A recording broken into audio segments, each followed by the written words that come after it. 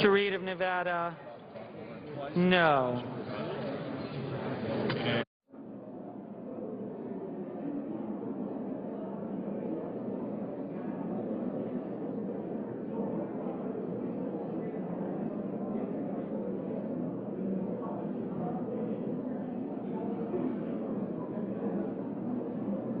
Are there any senators wishing to cast their vote or to change their vote?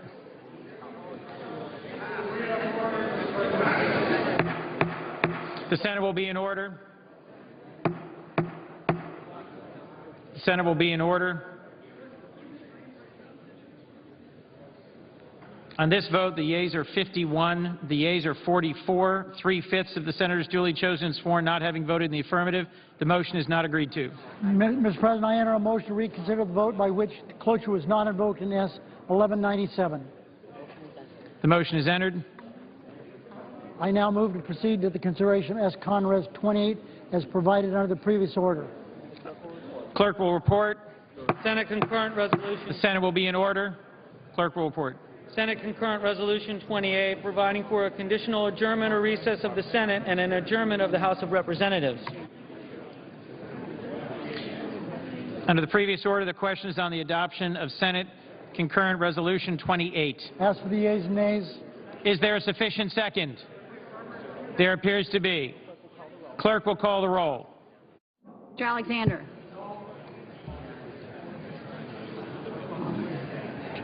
Got you.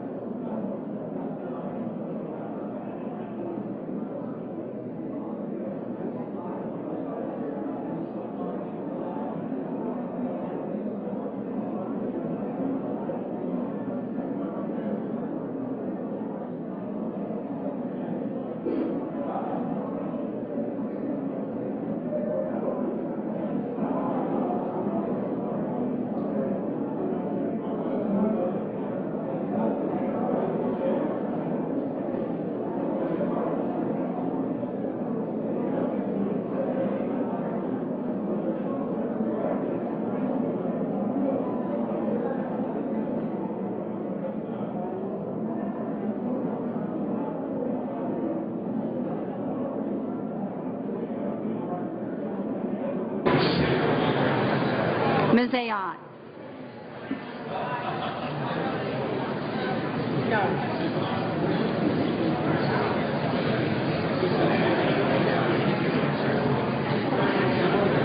Ms. Baldwin.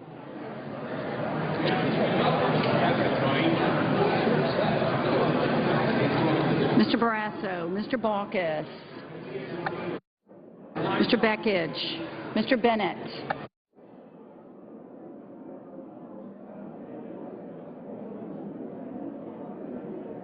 Mr. Blumenthal. Coburn. happy Thanksgiving.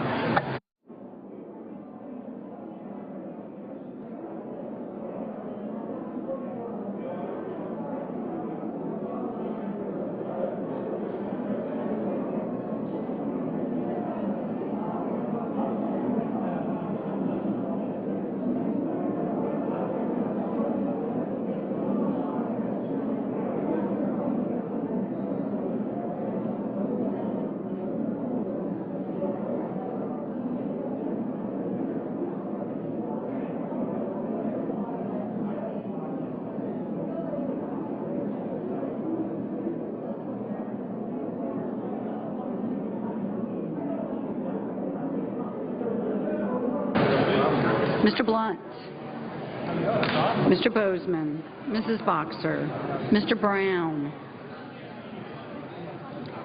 Mr. Burr, Ms. Cantwell, Mr. Cardin, Mr. Carper, Mr. Casey, Mr. Chambliss, Mr. Coates, Mr. Coburn, Mr. Cochran, Ms. Collins, Mr. Coons,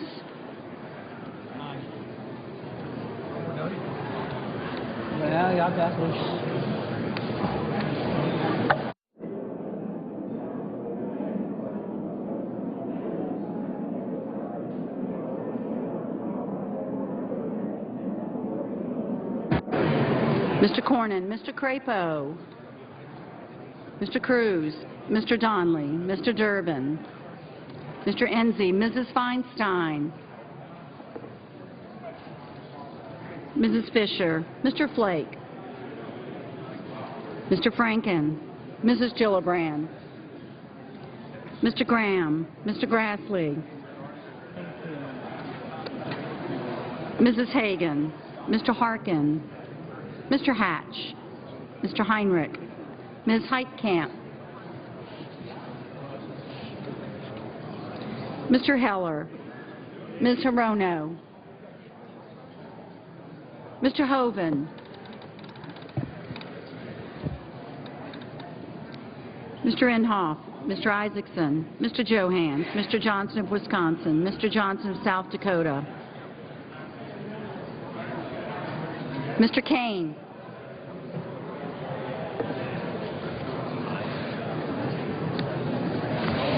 Mr. King, Mr. Kirk, Ms. Klobuchar, Ms. Landrieu,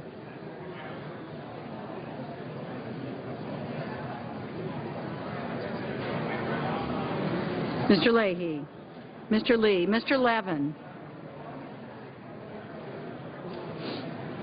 Mr. Manchin, Mr. Markey, Mr. McCain, Mrs. McCaskill, Mr. McConnell, Mr. Menendez,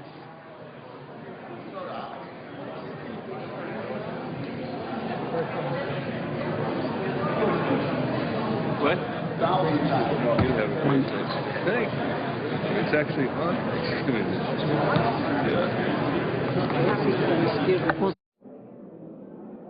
Yeah.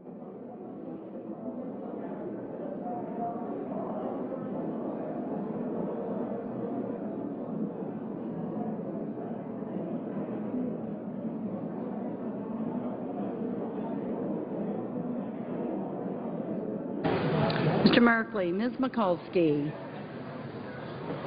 Mr. Moran, Ms. Murkowski, Mr. Murphy, Mrs. Murray, Mr. Nelson, Mr. Paul, Mr. Portman, Mr. Pryor, Mr. Reed of Rhode Island,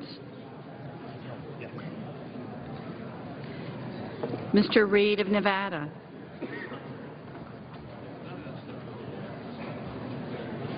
Mr. Risch, Mr. Roberts, Mr. Rockefeller, Mr. Rubio, Mr. Sanders,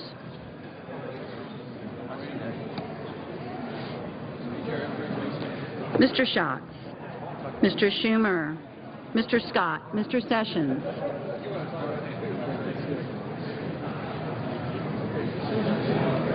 Mrs. Shaheen, Mr. Shelby, Ms. Stabenow, Mr. Tester, Mr. Thune, Mr. Toomey,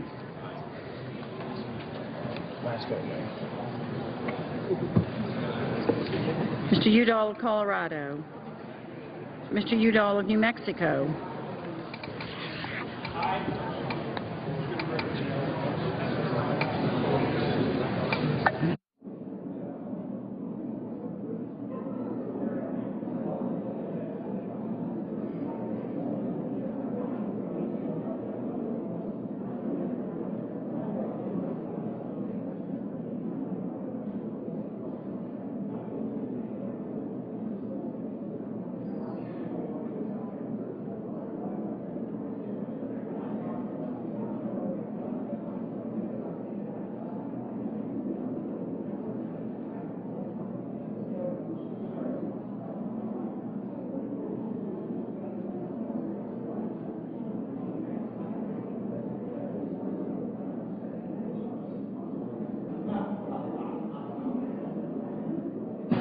Mr. Vitter.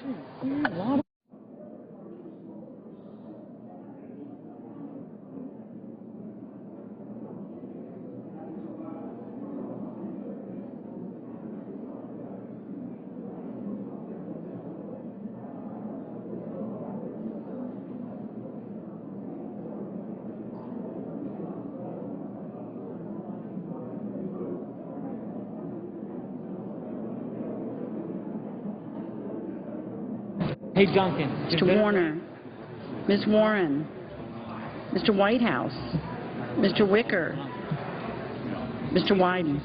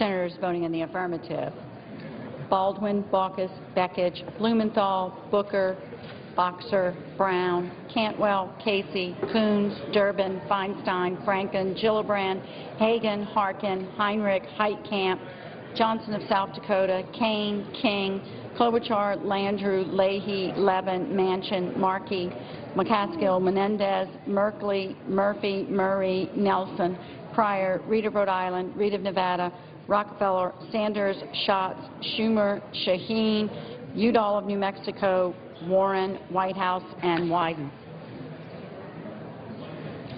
Senators voting in the negative: Alexander, Barrasso, Bozeman, Burr, Chambliss, Coburn, Cochran, Collins, Crapo, Donnelly, Enzi, Fisher, Graham, Grassley, Hatch, Heller, Hoven, Inhofe, Isaacson, Johans, Johnson of Wisconsin, Lee, McCain, McConnell, Moran, Murkowski, Paul, Portman, Risch, Roberts, Rubio, Scott, Shelby, Thune, Toomey, Udall of Colorado, Vitter, and Wicker.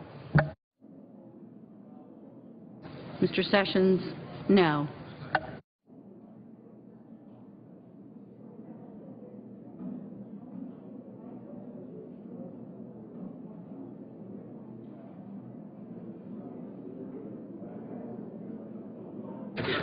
Mr. Cardin, aye.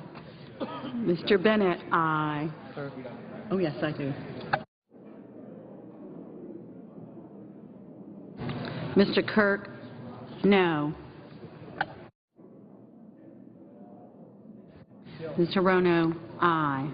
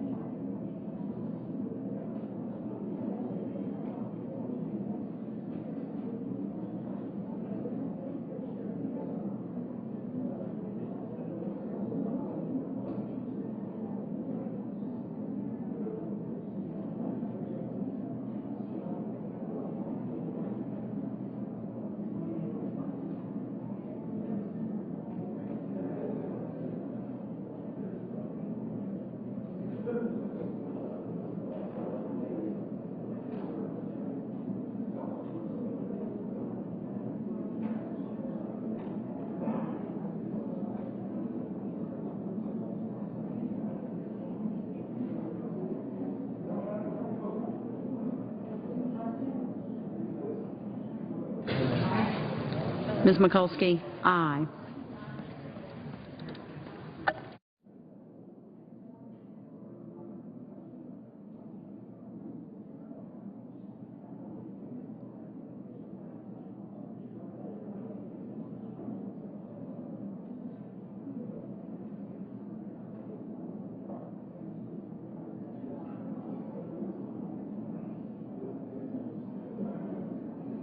Mr. Carper? Aye.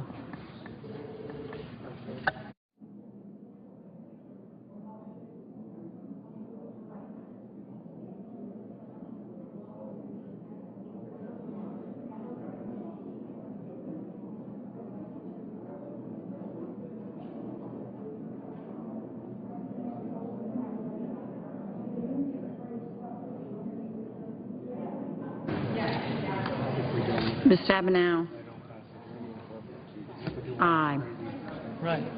That's what I was thinking.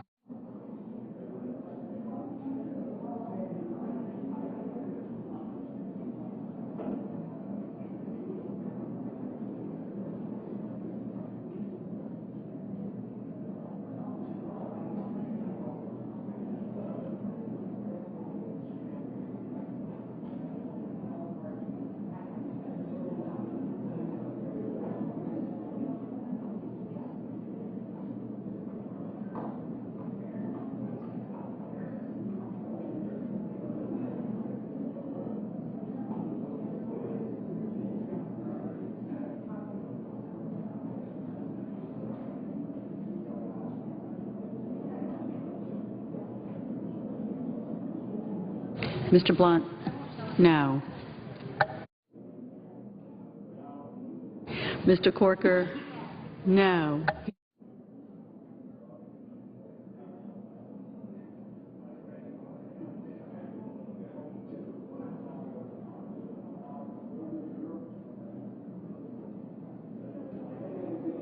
Mr. Coates?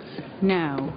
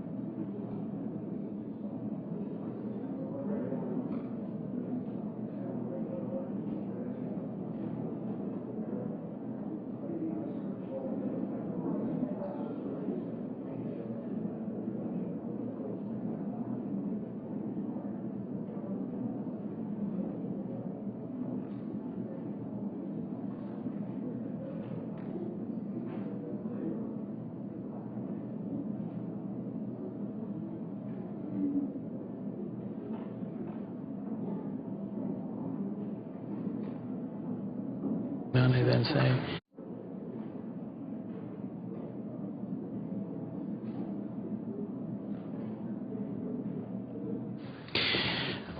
Are there any senators wishing to vote or to change their vote?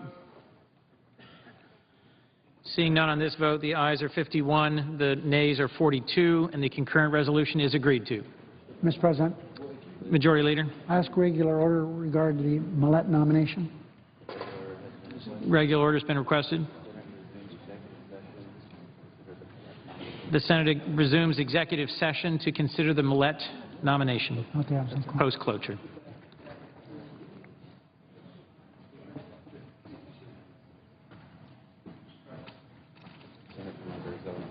The Senator from Arizona. I ask unanimous consent to address the Senate as if in morning business. Without objection. Mr. President, the events and votes that took place today are probably as historic as any votes that I have seen taken in the years that I have been here in the United States Senate. The majority with only majority votes, the same as was passed with Obamacare, with only Democrat votes, changed the rules of the Senate in a way that is detrimental, in my view, not only to the United States Senate, not only to those of us in the minority party, but great damage to the institution itself.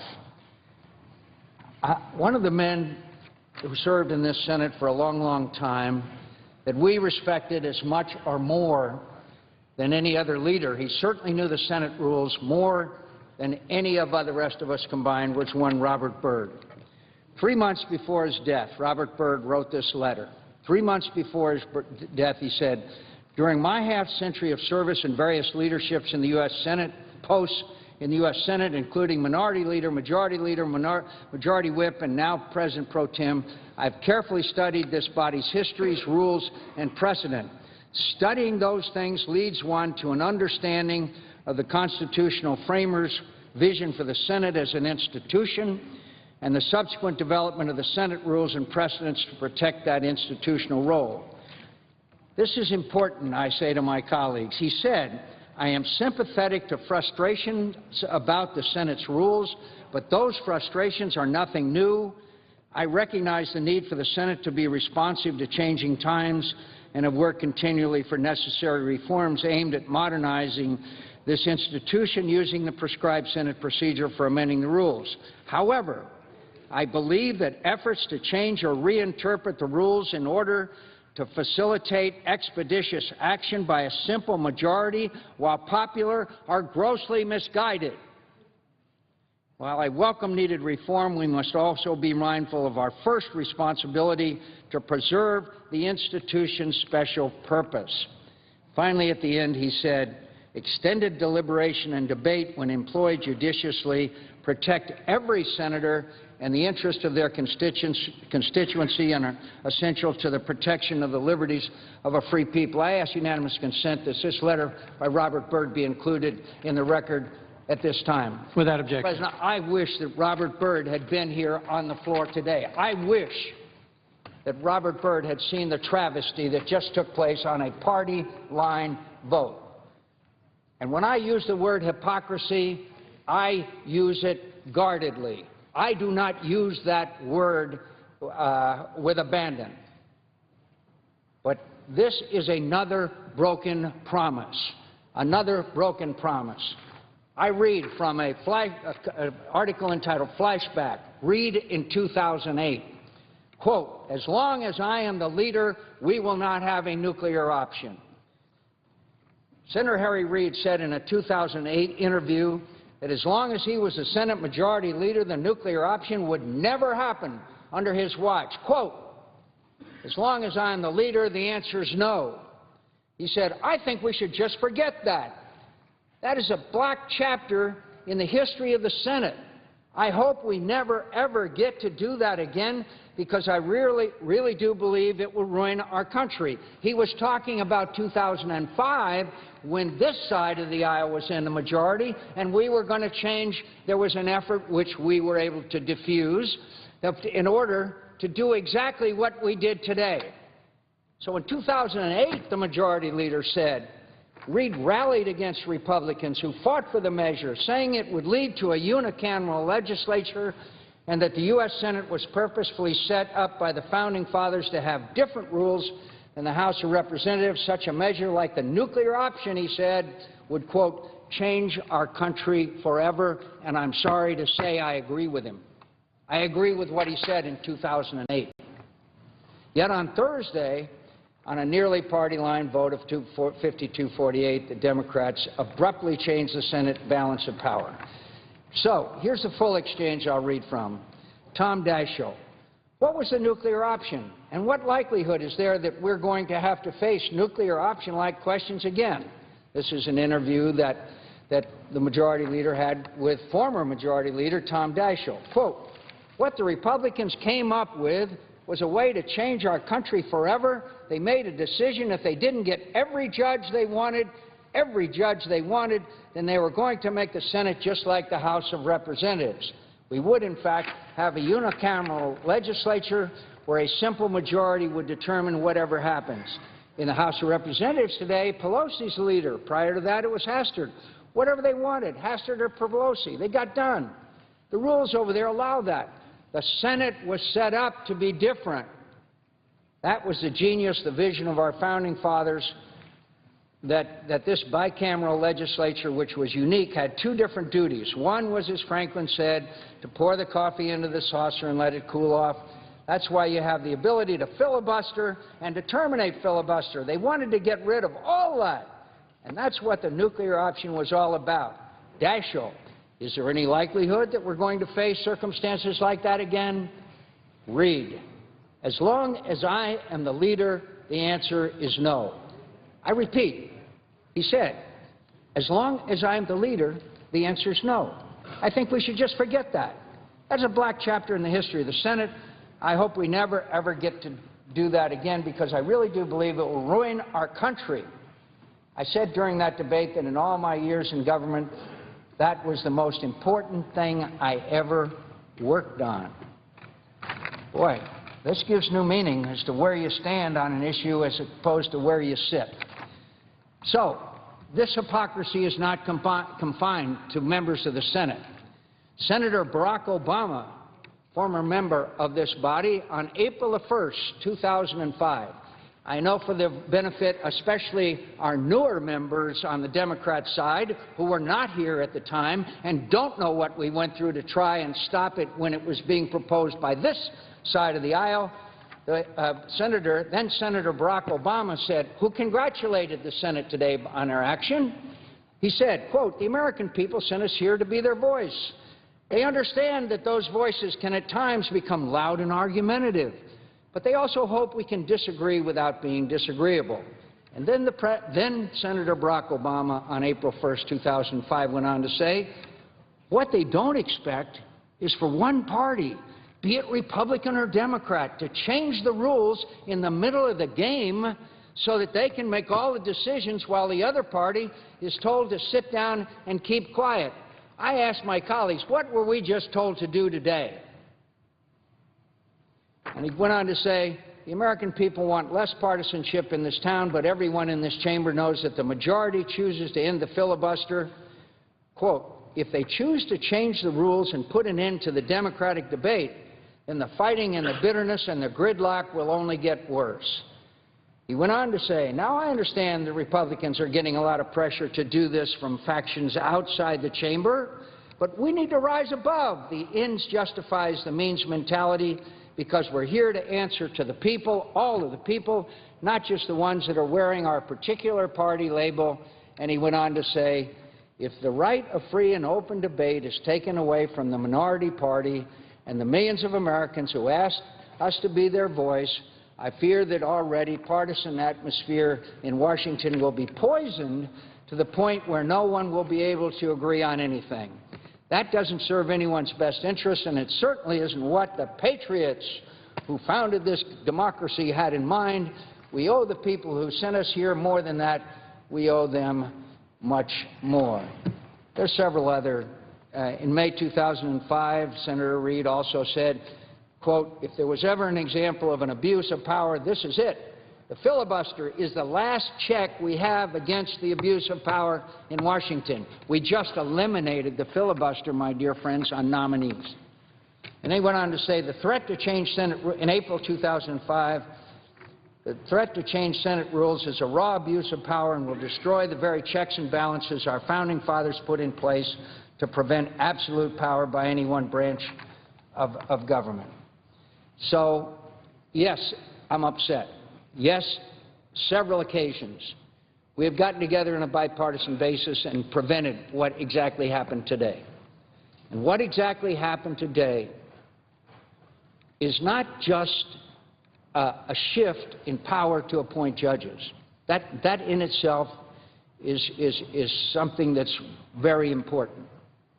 But what we really did today, and what is so damning, and what will last for a long time unless we change it, that could permanently change the unique aspects of this institution, the United States Senate, is if a majority can change the rules, then only a majority can change the rules, then there are no rules.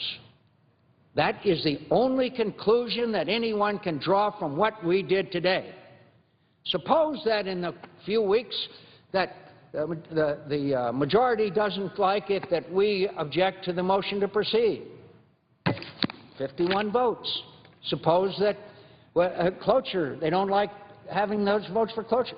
51 votes. My friends, we are approaching a slippery slope that will destroy the very unique aspect of this institution called the United States Senate. And I believe that the facts will show, as the Republican leader pointed out today, that this was a bit of a straw man. Yes, there have been a handful, a small number of nominees that were rejected by this side of the aisle. But there have been literally hundreds and hundreds of nominees who have not even been in debate on the floor of this Senate. So all I can say is that when people make a commitment, such as I just read from the President of the United States when he was in the Senate, and from our majority leader, we should not be surprised when there's a great deal of cynicism about when we give our word concerning things and our commitment to things. And I go back to the man that I probably respected more than anyone in the years I've been in the United States Senate, one Robert Byrd. And one thing I can promise you, that if Robert Byrd had been sitting over in the majority leader's chair today, you would not have seen the events that transcribed. This is a sad day. I'm angry, yes. We'll get over the anger. But the sorrow at what has been done to this institution will be with us for a long, long time. Mr. President, I yield the floor. President. The senator from Alabama. I want to thank Senator McCain because I remember very vividly Senator McCain was part of a group of 14 senators that avoided this kind of occurrence in 2005, I guess it was. Right after President Bush took office, a group of senators, really the entire Democratic conference, went into retreat, as reported by the New York Times. I think Senator Schumer was organizer of it, but a whole conference attended. Cass Sunstein, Lawrence Tribe, Marsha Greenberger were their experts, and they discussed what to do about President Bush's new election and his ability to appoint judges. They announced they were changing the ground rules of confirmation, and for the first time, immediately thereafter, the Bush nominees were filibustered systematically. He nominated a Mr. Gregory, who had been nominated by President Clinton had not confirmed. President Bush renominated him in a bipartisan act, and he was promptly confirmed. But I believe the very next 10 nominees were all filibustered, every one of them. We'd never seen any real filibuster of any judge at that time. But they were changing the ground rules to commence systematic filibuster. And they filibustered virtually the first 10 judges President Bush nominated. And it went on for weeks and months. And we brought up nominees every way we could. These were some fabulous nominees. Supreme Court justices, people with high academic records. But they were all blocked. It was something we'd never seen before in the Senate. There was great intensity of focus on it, and it went on for quite a long time. And finally, there was a feeling on this side that this systematic filibuster was so significant that it really undermined and neutered the ability of the President of the United States to appoint judges, and there was a discussion about changing the rules. And as time went by, that became more and more possibility. I think the American people turned against my colleagues who were blocking these judges because they didn't appreciate it. But finally, a compromise was reached, and this was what it amounted to. We will not filibuster a judge unless there are substantial reasons to do so. And so that was sort of the agreement. And at that moment, 5 judges were confirmed, and a lot of people remember that. But what's forgotten is 5 went down. 5 highly qualified judges were defeated on a partisan ideological basis. Right out of the chute, some of the first judges President Bush ever nominated. And I would just say that what's happened so far is that we've confirmed 250 President Obama's judges. Only 2 have been blocked. Now, they have brought forth, at this time, 3 judges for the D.C. Circuit, the District of Columbia Circuit. It's a federal circuit, and they are not needed. This country is financially broke. Even with the vacancies on the court today, with the 8 judges they have, their average caseload per active judge is 149. The average caseload for all the judges in all the circuits around the country is 383. Almost 3 times, more than twice. My circuit, the 11th Circuit, the caseload per judge is 778. And they say they're not asking for more judges, that they are being able to maintain that caseload. They say, well, this is such a horrible, complex circuit. It's not a horrible, complex circuit. That's not so. The judges take the whole summer off because they don't have sufficient caseload to remain busy. Judges on that circuit say they don't need any more judges, and they don't need any more judges. I've been a ranking Republican on the Court Subcommittee of Judiciary since I've been and chairman of it from a time. On the entire time I've been in the Senate, we've been on that subcommittee, one way or the other. I know how the caseloads are calculated, weighted caseloads and actual caseloads. They do not need. So that's why these judges were not confirmed, because we don't need them, not for some ideological purpose, but the reason the President has insisted that they be appointed is an ideological purpose, because he wants to pack that court to be able to, he thinks will impact regulatory matters for years to come. But I would just say President Bush tried to do the same thing. Senator Grassley and I, who had been opposing expanding the circuit, resisted President Bush's importunings to approve one of his judges. And we eventually were able to fully transfer and close out one of those slots and move it to the Ninth Circuit where the judge was needed. And still the caseloads have dropped. The caseloads in the D.C. Circuit have continued to drop year after year after year. And we are going broke. This country doesn't have enough money to do its business. We are borrowing and placing our children at great risk. So it's obvious we ought not to fill a judgeship that we don't need. It's about $1 million a year, virtually $1 million a year to fund one of these judgeships, with the judges and the clerks and the supporting secretaries and computer systems and courtrooms that we have to supply from. It's $1 million a year. It's like burning $1 million a year right out here on the mall. And we don't have $1 million to throw away. And we have other places in America that need judgeships. So Senator Grassley has asked, and I've supported, and our bill would call for hearings and that we would transfer these judges to places that have greater needs. And that's why the judges were not moved forward. The caseloads continue to decline. The need is less than ever. We don't have the money to fill a slot that we don't need. So I just tell you, it is heartbreaking to see that we've crossed this Rubicon and changed these rules when the President, as a matter of actual ability to perform the job, has only had 2 judges fail to be confirmed out of over 250.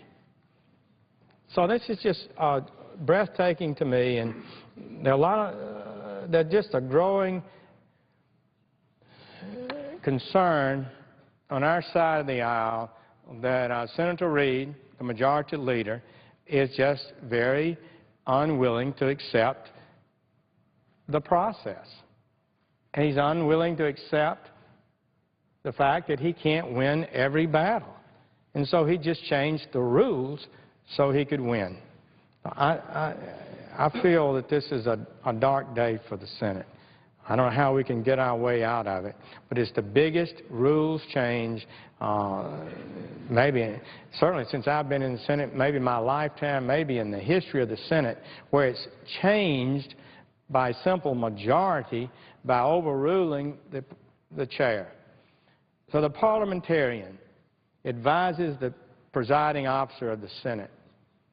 When Senator Reid asked that these judges be confirmed by majority vote, the parliamentarian advises the chair, and the chair ruled you can't confirm them on a majority vote. You have to have, you haven't moved forward and you can't shut off debate without a super majority vote. And chair ruled. Senator Reid says, I appeal the chair. I ask my colleagues in the Senate to overrule the rules of the Senate by a simple majority vote to overrule the parliamentarian and the presiding officer of the United States Senate, and that's what happened. When our rules say to change the rules of the Senate, it takes a 2/3 vote. This is a dangerous path. I hope my colleagues know it. And a lot of things are happening that have been bad in the Senate. And I'm going to talk about some more of them that should not have happened, and that are eroding the ability of this Senate to function in the way it should function, that are eroding the ability of individual senators from either party to have their voices heard. Mr. President, I thank the chair. Would yield the floor.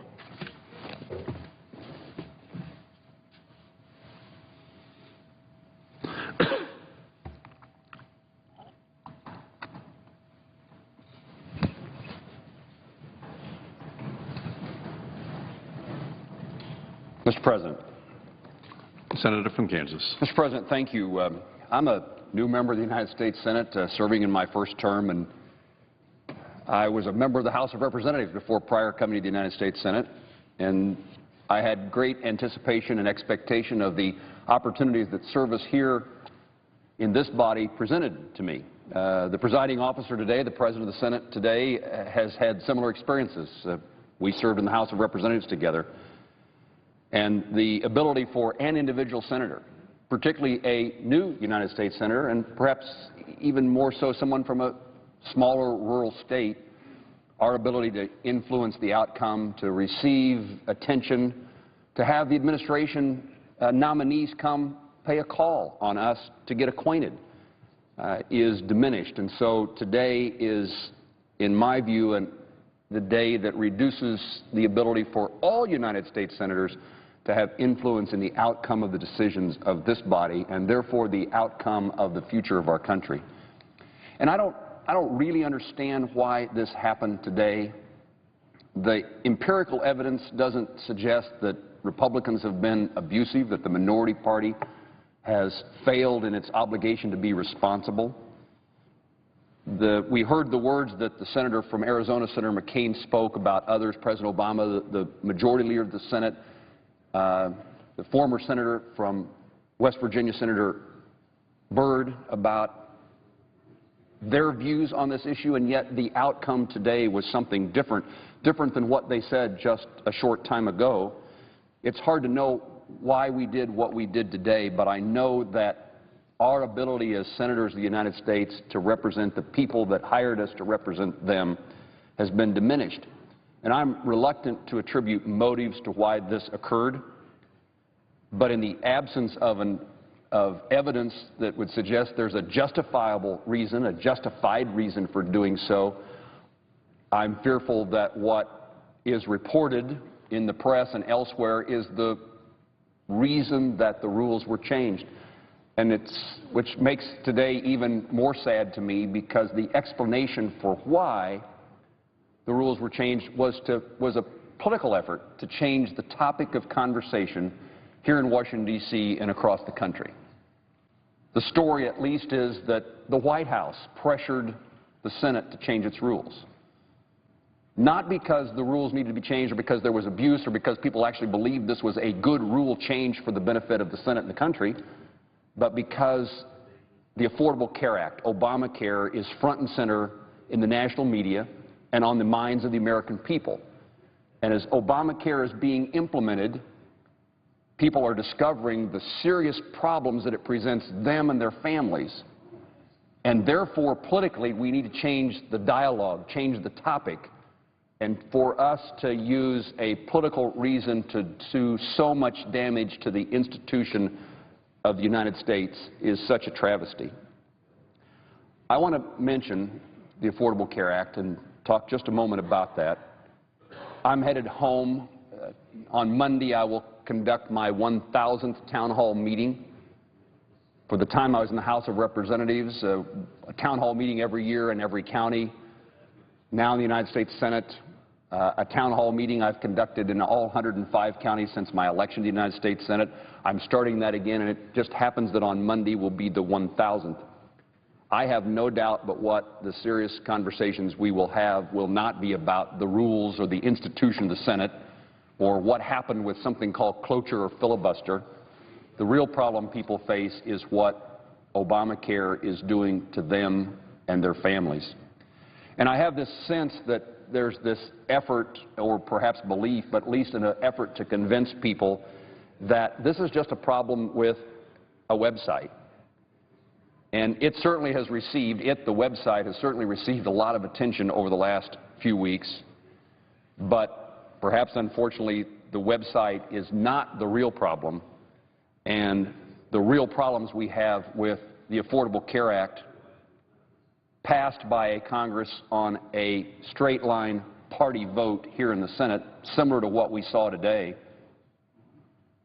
the consequences of Obamacare are real and cannot be fixed by fixing the website.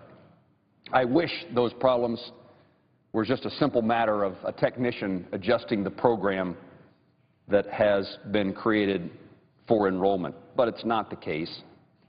The mess of Obamacare runs so much deeper. You know, one of the consequences that I know I will hear about on Monday is hitting individuals and families across the country right now is their canceled health insurance policies. President Obama talked about that in the description of what the Affordable Care Act would mean to Americans. If you like your policy, you can keep it. If you like your physician, you can retain him or her. The fact that millions of Americans are now losing their health care coverage is not an unintended consequence.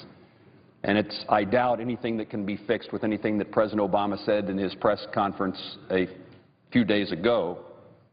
The reality is that this cannot be described as something that we didn't know about. In fact, here on the United States Senate floor in 2010, again, a straight line, party line vote occurred, just like we saw today, in which the opportunity to do away with the provisions of the grandfather clause, again, Republicans unanimously supporting an INSEE amendment to change that so that this wouldn't occur, and a straight party line vote with Democrats voting the other way. So it wasn't like this is something that wasn't considered or thought about. It wasn't like we just woke up 2 weeks ago and we saw that policies were being canceled and thought, oh my gosh, that's not what the Affordable Care Act is about. The reality is it was expected, it was built in, it is a consequence of the Affordable Care Act. Because in order for Obamacare to work and the exchanges to function, the federal government has to have the power to describe what policies will be available to the American people. Obamacare takes the freedom to make health care decisions for an individual and their families and rests that authority with the federal government.